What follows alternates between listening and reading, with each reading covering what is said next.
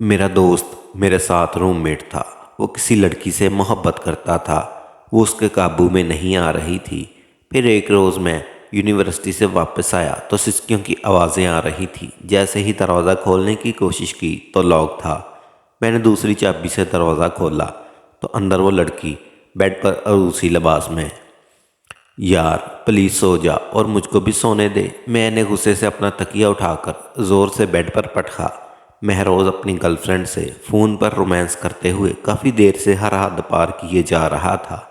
میں اکثر اس کی وجہ سے اٹھ کر ساتھ والے روم میں اپنے دوست ولی کے پاس چلا جاتا، مگر وہ بھی 3 لوگ تھے، میری وجہ سے پریشان ہوتے تھے۔ مہروز نے فون پر رہا مجھ کو اشارے سے 5 منٹ کا انتظار کا کہا اور میں غصے سے پیچ و تاب کھا کر رہ گیا۔ میرا نام شرجیل ہے اور میں گاؤں سے پڑھائی کے لیے ہاسٹل میں رہتا تھا۔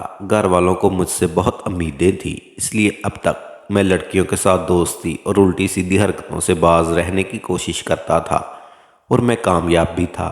مہروز کے ساتھ الٹا معاملہ تھا۔ وہ ایک کے بعد ایک لڑکی کو اپنے جال میں پھنساتا، کچھ دن ان کے ساتھ بھرپور پیار محبت کا کھیل کھیلتا اور پھر اپنی جان چھڑوا کر دوسری لڑکی کی تلاش میں نکل جاتا۔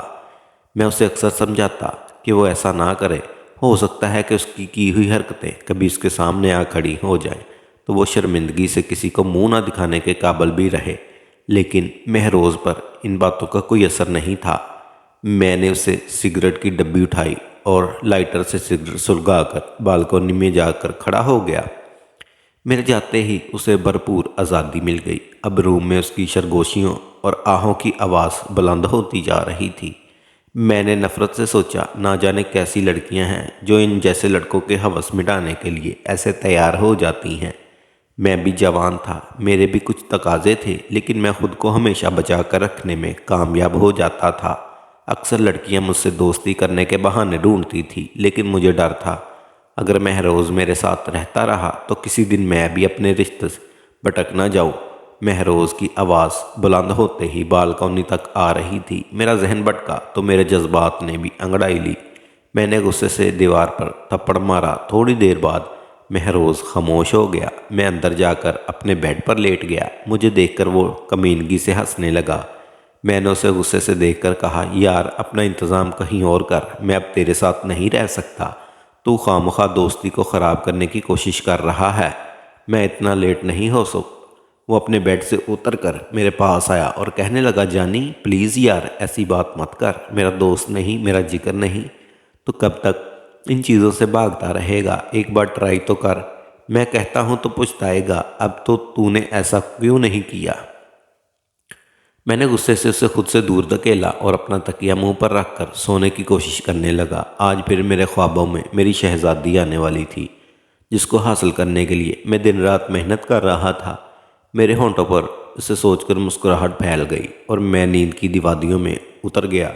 2-3 روز گزر گئے۔ ایک دن میں یونیورسٹی سے جلدی آ گیا۔ مجھے سخت بخار تھا اور میں چاہتا تھا کہ میں کمرے میں جا کر سو جاؤں۔ مہروز یونیورسٹی تو جاتا نہیں تھا۔ ساری رات جاگ کر وہ صبح کسی وقت سوتا تو اگلے دن شام کو ہی اٹھتا تھا۔ اس وقت دن کے 2 بج رہے تھے اور ہاسٹل میں کافی سناٹا تھا، تو اکا دکا طالب علم ہی چھٹی کر کے اپنے کمرے میں تھے۔ میں نے سرخ چہرے کے ساتھ دکھتے سر کو اپنے سر سے دباتے ہوئے دروازے کو نوک کیا تاکہ مہروز دروازہ کھول دے۔ کافی دیر دروازہ بجانے پر بھی جب مہروز نے دروازہ نہیں کھولا تو میں اپنی جیب سے چابی تلاش کر کے نکالی اور دروازہ کھولنے لگا۔ اچانک میرے کانوں میں کسی لڑکیوں کی سسکیوں کی آواز سنائی دی۔ میں دروازہ کھول کر تیزی سے اندر داخل ہوا تو میری نظر بیڈ پر پڑی ہوئی لڑکی پر بڑی، جو سرخ رنگ کے عروسی لباس میں ملبوس تھی اور تکیے پر سر گرا کر روئے جا رہی تھی۔ میں حیران پریشان تھا۔ میں نے فوراً پیچھے دروازہ بند کیا۔ اگر ہاسٹل کے وارڈن کو اس بات کی بھنک بھی پڑی کہ ہمارے کمرے میں کوئی لڑکی موجود ہے تو ہمارا بیڑا غرق ہو جانا تھا۔ میں نے کمرے میں نظر دوڑا کر مہروز کی تلاش کرنے کی کوشش کی تو وہ بھی نہیں تھا۔ لڑکی سسک سسک کر رو رہی تھی۔ میں نے دھڑکتے دل کے ساتھ اس لڑکی کو آواز دی، سنیں کون ہے آپ اور اس کمرے میں کیا کر رہی ہیں؟ وہ لڑکی میری آواز سنتے ہی کرنٹ کھا کر اٹھ بیٹھی۔ وہ بہت ہی خوبصورت لڑکی تھی، شاید وہ دلہن بنی تھی اور اس کے ساتھ کوئی حادثہ ہوا تھا، کیونکہ اس کے خوبصورت چہرے پر میک اپ کے ساتھ ساتھ ایسے نشان بھی تھے جیسے اس کے ساتھ مار پیٹ کی گئی ہو۔ لڑکی کو چپ دیکھ کر میں نے اپنا سوال دہرایا۔ میں تو خود کمرے میں آرام کرنے آیا تھا، مگر سامنے سے یہ نئی مصیبت دیکھ کر جی بھر کے بے سکون تھا۔ میرے سخت لہجے پر وہ لڑکی کسی خوف زدہ ہرنی کی طرح اپنی خوبصورت آنکھوں سے میری طرف دیکھ کر بولنے کی کوشش کرنے لگی، لیکن شاید اس کی آواز بیٹھ چکی تھی کہ مجھے کچھ سنائی نہیں دیا۔ میں نے اپنی ہمدردی اس کی طرف دیکھا اور اسے پانی کا گلاس بھر کے اس کی طرف بڑھا دیا، جو اس نے ایک سانس میں خالی کر دیا۔ اب میں اس کے کافی قریب کھڑا تھا۔ اس کے ہاتھوں پر لگے گہرے رنگ کی مہندی، اس کا خوبصورت سراپا مجھے اپنی آنکھوں طرف کھینچ رہا تھا۔ میرے ذہن میں خیال آیا، شاید مہروز شادی کر کے اس لڑکی کو یہاں لایا ہو، لیکن میں مہروز کو جانتا تھا، وہ کبھی بھی کسی لڑکی کے ساتھ اتنا سیریس نہیں ہو سکتا۔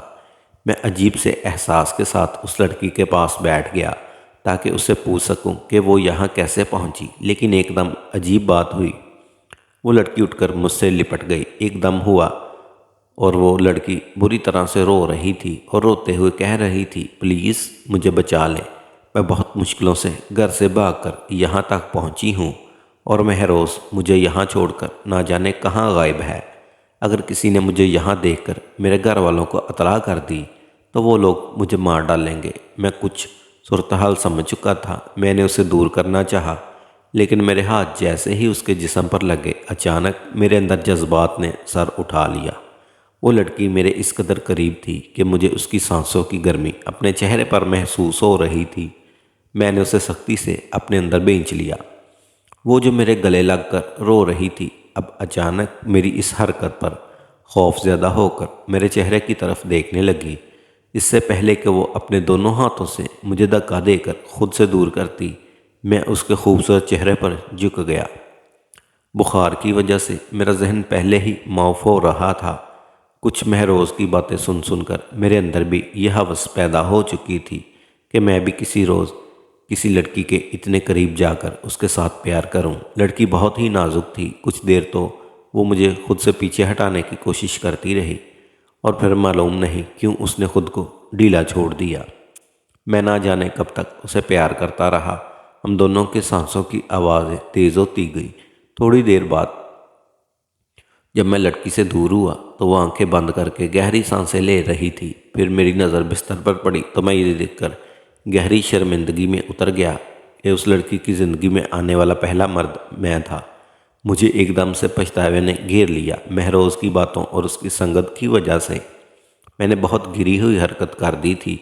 میں شرمندہ تھا اپنے ذہن کے اس خرافات پر۔ مجھے لگا تھا یہ لڑکی مہروز کے ساتھ اپنی حد پار کر چکی ہے، لیکن میں نہیں جانتا تھا یہ لڑکی تو ابھی تک معصوم تھی۔ بخار کی شدت سے میری عقل شاید معاف ہو چکی تھی، کیونکہ میں تو صرف اور صرف اپنی کزن سونیا کو چاہتا تھا، اور میں نے خود سے یہی وعدہ کیا تھا کہ میں سونیا کے علاوہ کسی لڑکی کو اس نظر سے نہیں دیکھوں گا اور نہ ہی کسی لڑکی کے قریب جانے کی کوشش کروں گا۔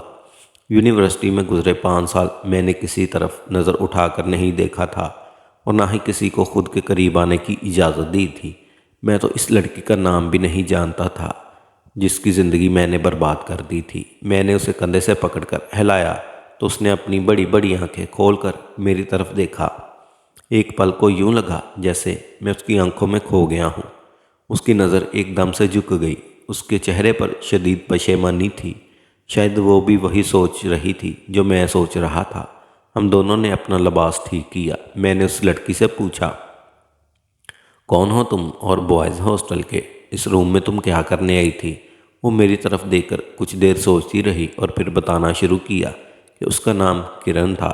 ایک روز رانگ نمبر پر اس کی مہروز سے رابطہ ہوا اور پھر مہروز نے اسے اپنے پیار کے جال میں بری طرح سے جکڑ لیا۔ مہروز نے شروع دن سے اس کے ساتھ وعدہ کیا تھا کہ وہ اپنے گھر والوں کو بھیج کر جلدی سے جلد اس کا رشتہ جوڑ لے گا۔ وہ بار بار اسے ملنے کے لیے اکساتا، لیکن وہ کبھی نہیں مانی۔ پھر ایک روز مہروز نے اسے خودکشی کی دھمکی دی اور کہا اگر وہ اس سے ملنے کے لیے راضی نہیں ہوئی تو وہ خود کو کچھ کر لے گا۔ اس بات کے بعد کافی روز تک اس کا مہروز سے رابطہ نہیں ہوا تو ایک دن کسی نے اس کو کال کر کے بتایا کہ مہروز اس کے گھر کے قریب ایک کلینک پر موجود ہے، اس نے خودکشی کی کوشش کی ہے۔ بس یہ سن کر وہ اپنا ضبط کھو بیٹھی اور اپنی ایک دوست کے ساتھ فوراً اس کے کلینک پہنچی۔ وہ ایک متوسط گھرانے کی لڑکی تھی اور ان کا علاقہ بھی کافی پسماندہ تھا۔ مہروز اپنے دوست کے ساتھ کلینک پر موجود تھا اور اس سے ڈرپ لگی ہوئی تھی۔ وہ لڑکی یہ دیکھ کر رو پڑی۔